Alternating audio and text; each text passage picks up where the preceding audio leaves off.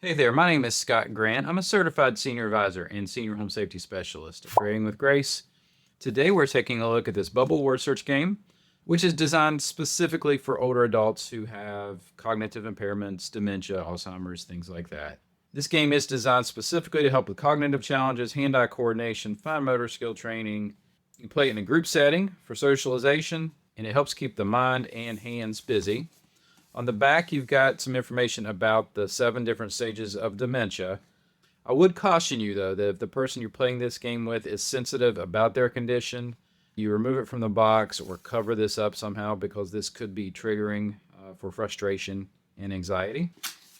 Inside the box, you have your basic instructions, as well as a cheat sheet for some of the different games that you can play. You have your game boards and your game cards. One thing I do want to call to your attention is when you're opening up the package, make sure that you notice these little dice here. These are for a particular version of the game, so make sure that you don't lose these.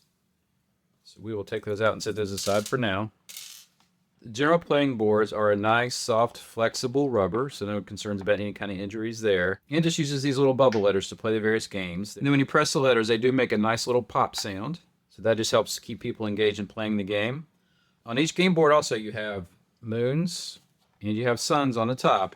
That matches the cards. So you would play this one on the sun side of the board, and then this card you would just make sure that they're playing on the moon side of the board. So easy to match that up. So to set up the game, there are 3 different types of games. There is a simple word match where you look at the card, find the word on the board, then pop it to match it. Then there's also cards with various sayings that you can go back in and have the player fill in a blank. So better safe than, that would be sorry. And then they just find that word on the board. So depending on their current abilities, you can play this more advanced version of the game or the simpler version of the game. Then the third version of the game, if you're a child of the 80s and 90s, you probably remember a game we all used to play called Minesweeper. It was one of those free games that came on the first PCs and on a lot of phones. You can play a version of Minesweeper with these boards as well. That's what these dice are for. So what you do is just randomly space these out, set them down, make sure you got it nice and flat, and then you can go around and take turns pressing bubbles. Like right there was one. So that means you've hit a mine. So it's the end of your turn. So you can even play a non-digital version of that game with this board too. So to do your initial setup, make sure you know what side of the board you're going to be playing with, and then poke all those back through so that they are up and ready to be pressed. So for the sayings version of the game, make sure we are on moons, and we have the moon side of the cards that we're playing with. Better safe than, that of course is sorry. So the player would just search for the words, and they find it. Sorry is right there. Go to the next card. There's no place like home. And they're color coded. So as you notice, this one was orange, so it'll be in the orange area. This one is pink, so it'll be in the pink area. So home is right there on top. Now, not every word is that simple to find. Some of them do also go up and down. For example, this is it's not over till it's over. So that will be in the green. So this one we will go down. O-V-E-R. So that's how you play the sayings version of the game. For the simpler version of the game, just where you're searching for a simple word, you can use the same board. So let me reset it.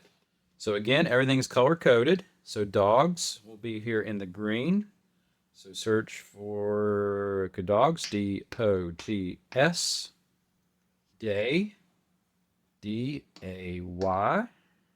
Shame will be here in the pink. So S-H-A-M-E.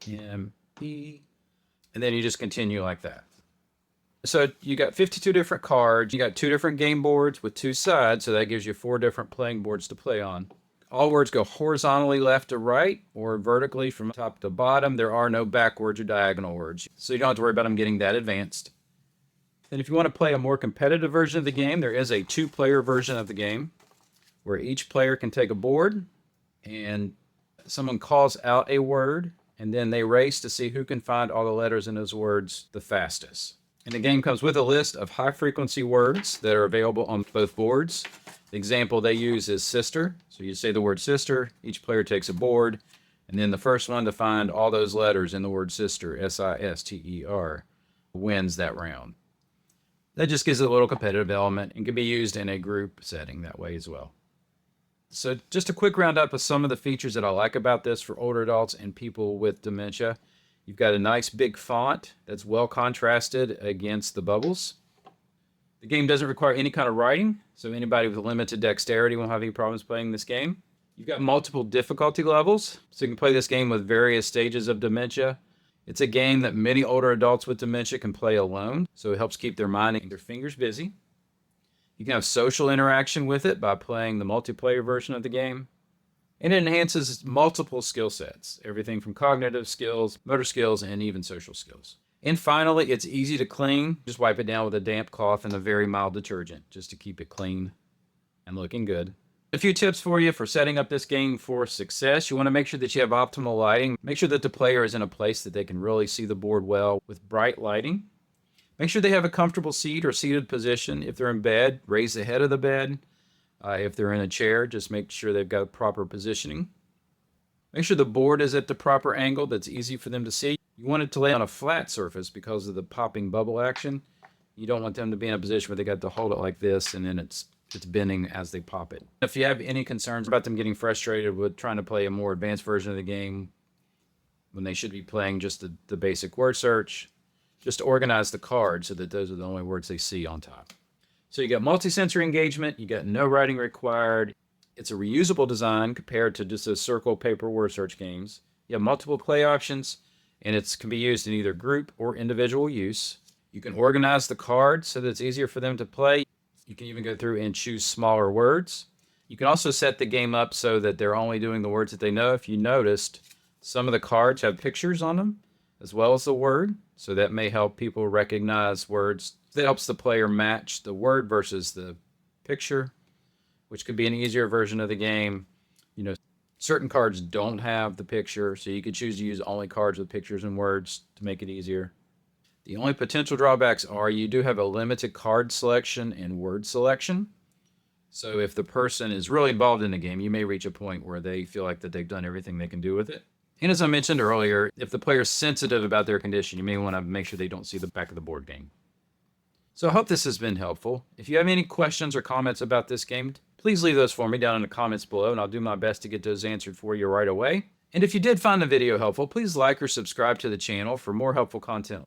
And also be sure to share this on your favorite social media with your friends. My name is Scott Grant. I'm a certified senior advisor and senior home safety specialist. Thanks for watching.